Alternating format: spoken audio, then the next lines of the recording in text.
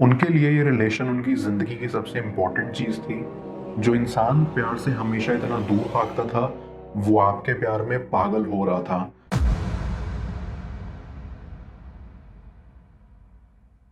Viewer, आप अपने person को विजुअलाइज़ करिए और मैं आपके और आपके पर्सन के लिए कार्ड स्प्रेड करता हूँ।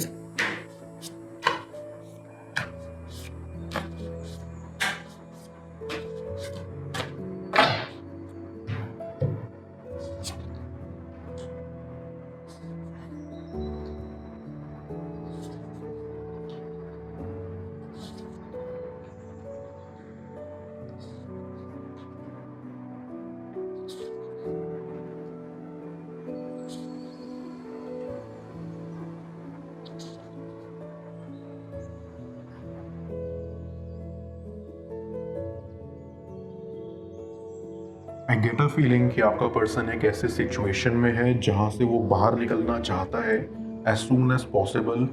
आपका पर्सन इस चीज़ में ऐसे इन्वॉल्व हो चुका है कि वो चाहकर भी उस चीज़ से निकल नहीं पा रहे हैं। आपका पर्सन एक ऐसा इंसान है जो अपनी लाइफ में काफ़ी ज़्यादा डेडिकेटेड है। उन्हें अपनी ज़िंदगी में काफ़ी कुछ हासिल करना है और उन चीज़ों को करने के लिए वो काफ़ी ज़्यादा मेहनत करते हैं। ये मेहनत उनकी लाइफ में काफ़ी ज़्यादा फ्रूटफुल साबित हुई है और वैसे देखा जाए तो आपके पर्सन ने सच में अपनी लाइफ में काफ़ी कुछ अचीव किया है, पर वो लाइफ के एक एस्पेक्ट में काफ़ी पीछे हैं और वो है अपनी लव लाइफ। उसमें उन्होंने काफ़ी बड़ी गलती कर दी। वो कहते हैं ना कि आजकल के ज़माने में हमेशा अपनी आँख और कान खुली रखनी चाहिए। बस आपके पर्सन ने वही नहीं किया और आज उसका ये फल मिला है कि वो बिल्कुल अकेले हो चुके हैं।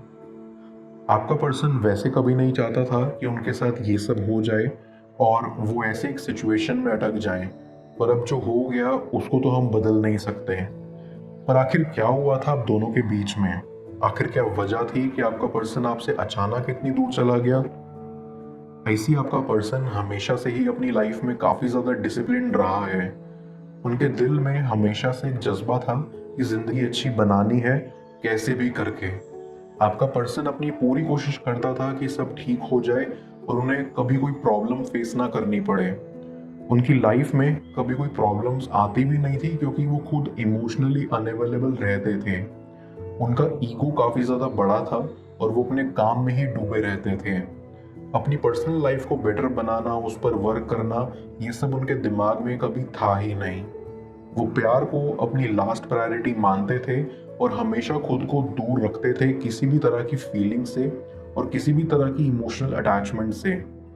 उनके ख्याल से वही बेटर था कि कोई उनके साथ ना जुड़ जाए, क्योंकि अगर कोई जुड़ गया और वो रिलेशनशिप बुरा रहा तो दो दिल टूट जाएंगे। इससे बेटर तो यही था कि आपका पर्सन इन सब से दूर रहे, ऐसा उन्हें लगता था। आपके पर्सन का यही एक मिसकंसेप्शन था।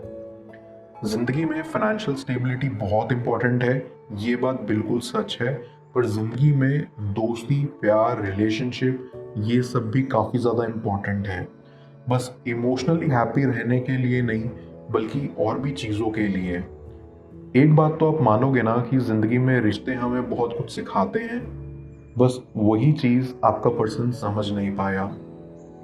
आई अंडरस्टैंड वन थिंग कि आप एक ऐसे इंसान थे जो अपने पर्सन की वॉल ब्रेक कर सकें। आपने वो किया भी। उनके दिल में आपने खुद के लिए एक ऐसी स्ट्रॉन्ग जगह बनाई कि आपका पर्सन भी बेबस होता गया। वो आपसे काफ़ी ज़्यादा प्यार कर बैठे। आपने उनके लिए जो किया है वैसे पहले कभी किसी ने नहीं किया था, इसलिए आपके पर्सन को लगता था कि शायद ये कोई सपना है और ये टूट जाएगा। उनके अंदर बहुत सारी इनसिक्योरिटीज थी और उनके अंदर जो ईगो था वो उसी चीज़ का रिजल्ट था।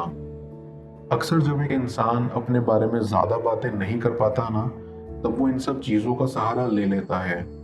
इसलिए आपके पर्सन ने खुद को सबसे दूर कर दिया था, क्योंकि बस वही उनके अकॉर्डिंग बेस्ट डिसीजन था। आपके पर्सन कभी भी एक्चुअली में हैप्पी नहीं थे, क्योंकि वो तो अपने इमोशनल साइड से दूर भाग रहे थे। उनके अंदर हर रोज़ एक तूफान चलता था और उस चीज़ को वो पूरा अपने अंदर दबा के रखते थे। इस चीज़ ने उनको और भी ज़्यादा रूड बना लिया था और उनको बस लगता था कि सब सेल्फिश हैं। ये बात उनकी गलत नहीं है, क्योंकि आजकल की दुनिया में सच में सेल्फिश लोग ही ज़्यादा मिलते हैं, पर हर कोई ऐसा नहीं होता। और यही बात वो आपसे मिलके समझे। आप इतने अच्छे थे और कम समय में उनसे इतना क्लोज हो गए कि आपके पर्सन को भी यकीन नहीं आ रहा था कि ये सच है। आपके अंदर बहुत सारी वैल्यूज़ हैं और आपको आपका पर्सन बहुत ज़्यादा रिस्पेक्ट करता है। उनको हमेशा यही लगता है कि आप उनकी लाइफ में एक ब्लेसिंग थे और आपसे ज़्यादा कीमती इंसान शायद उनकी लाइफ में और कभी नहीं आएगा। आप अपने सपनों को फॉलो करते थे और सब चीज़ों के लिए काफ़ी ज़्यादा हार्ड वर्क करते थे, पर कभी भी आपने खुद के इमोशंस को अनदेखा नहीं किया। आपके लिए एक इंसान के इमोशंस, उनकी वैल्यूज़ काफ़ी ज़्यादा मैटर करती हैं और बिल्कुल ऐसा ही होना चाहिए।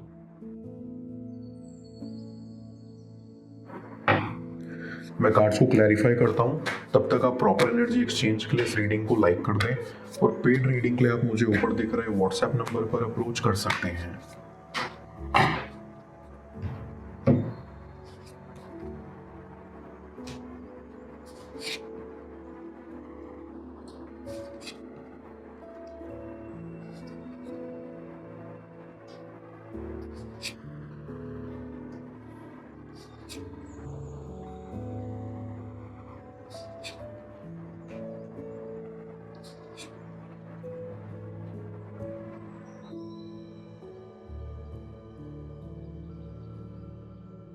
ऐसे ही आपका पर्सन जानता था कि आप एक ऐसे इंसान हैं जो अपने चारों ओर हर एक इंसान की हेल्प करता है और आपके हर एक क्वालिटी से आपके पर्सन आपके प्रति और आकर्षित हो रहे थे।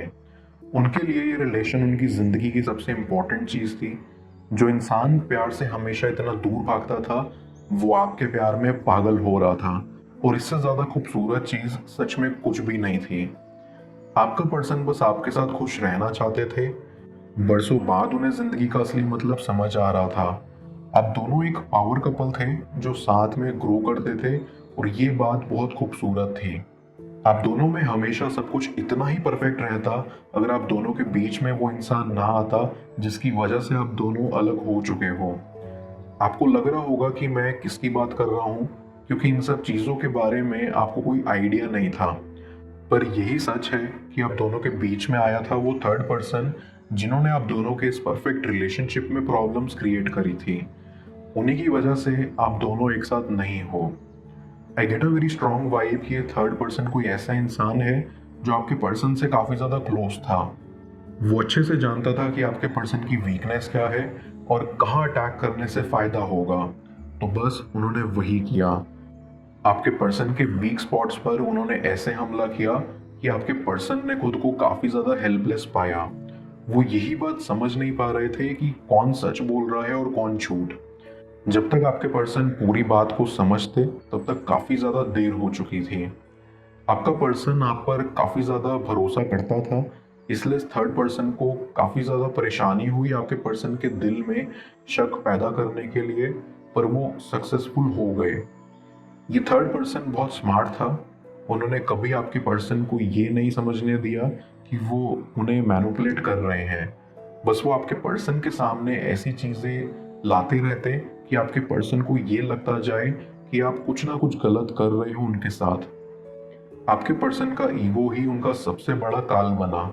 उनके उसी ईगो पे हर्ट करने से इतनी बड़ी प्रॉब्लम बनी।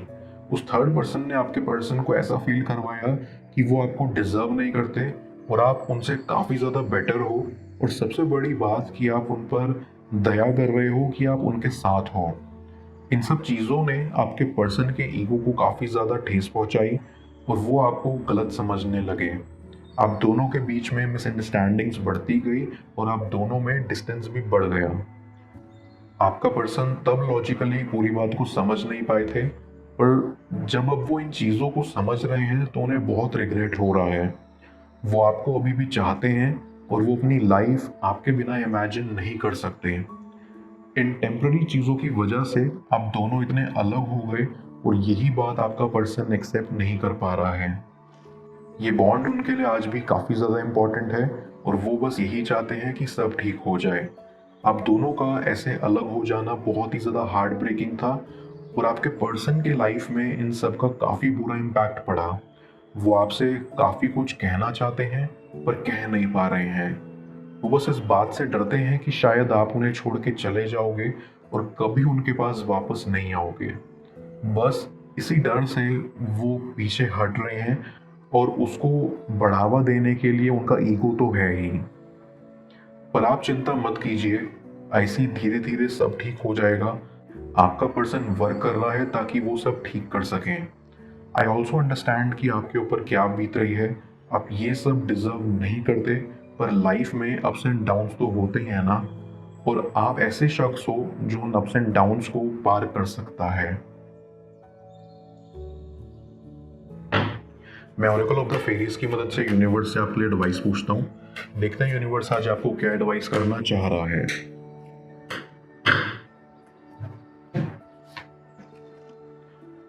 Star gazing. यूनिवर्स आपको एडवाइस देना चाहता है कि आप अपने साथ ऑनेस्ट रहो and don't be vulnerable, because आपका पर्सन ऑलरेडी बहुत वल्नरेबल स्टेट में है। तो आपको अभी स्ट्रांग रहना होगा। आपको इस समय खुद के साथ ऑनेस्ट रहना है एंड अपनी लाइफ पर ही फोकस करना है। आप काफ़ी मैच्योर हो एंड ये आपका पर्सन भी अच्छे से जानता और समझता है। आपको वो भी हैप्पी देखना चाहते हैं, so be happy and be who you are, क्योंकि वही चीज़ आपका पर्सन आप में एडमायर करता है कि आप एकदम ऑथेंटिक एंड रियल इंसान हो। Just give it some more time. आपका पर्सन हील कर रहा है। All will be very well soon, don't worry.